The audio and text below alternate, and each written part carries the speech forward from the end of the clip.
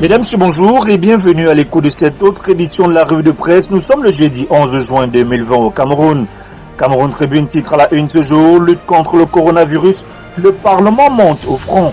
À l'ouverture des travaux de la deuxième session ordinaire de l'année législative en cours hier, les présidents du Sénat, Marcel Nyandi Fendi, et de l'Assemblée nationale, Kavaye Djibril, en apportant leur appui au président de la République, ont invité les populations au strict respect des mesures édictées. À la une du journal Le Messager, Kavaye, l'Odontol, le Bilibili et le Matango. À l'ouverture des travaux de la rentrée parlementaire hier, le président de l'Assemblée nationale s'est offusqué du refus de certains Camerounais de se plier au respect des mesures barrières. À la une du quotidien Émergence, lutte anti-coronavirus, Kavaye Djibril fustige les limites gouvernementales. Toujours à la une de Le Messager, escroquerie et diffamation, 2 ans d'emprisonnement pour le fils de Bia.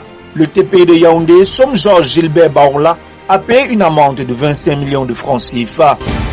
Toujours affaire Baola, cette fois-ci, l'anecdote titre justice, Gilbert Baola, condamné à 2 ans de prison. La forfaiture de l'individu a été punie par le tribunal de première instance de Yaoundé, centre administratif. Il devrait également s'acquitter d'une amende de 25 millions de francs CFA. Le Courrier titre ce jour à la une sûreté nationale, la guerre des chefs. Tension perceptible entre le ministre d'État, secrétaire général de la présidence de la République et le délégué général à la Sûreté nationale. Les propositions de nomination bloquées par la hiérarchie avec en prime une grogne en sourdine des policiers réclamant leur prime au titre de la fête de l'unité nationale du 20 mai 2020.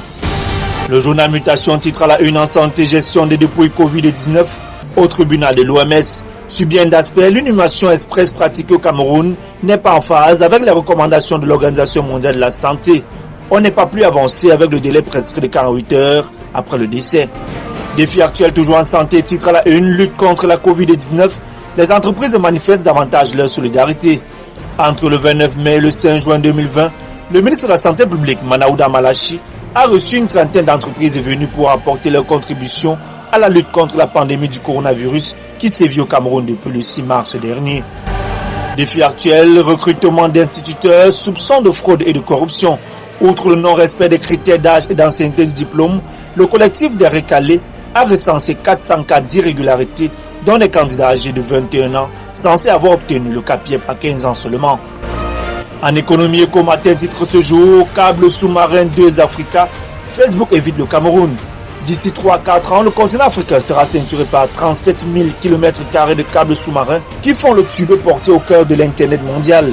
Initié par Facebook, va fournir au continent, selon ses promoteurs, une capacité pouvant atteindre jusqu'à 3 fois les capacités cumulées des câbles qui desservent actuellement l'Afrique.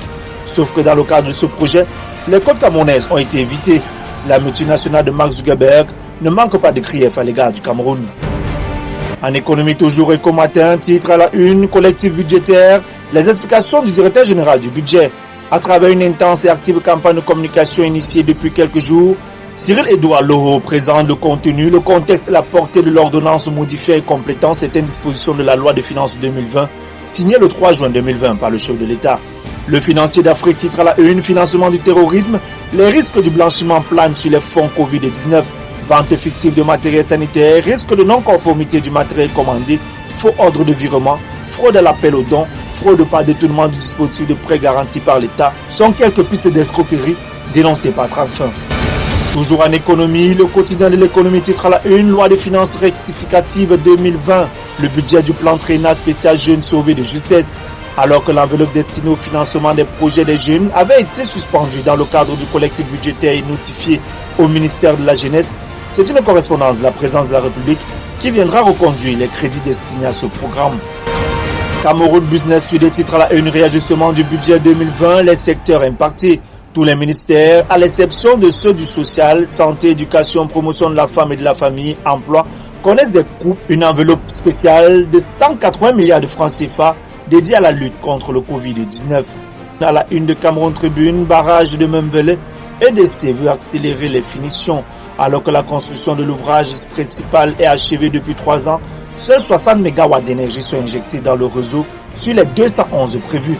Des actions envisagées pour améliorer à brève échéance la capacité de production de l'ouvrage. Mesdames, Messieurs, merci infiniment de votre aimable attention.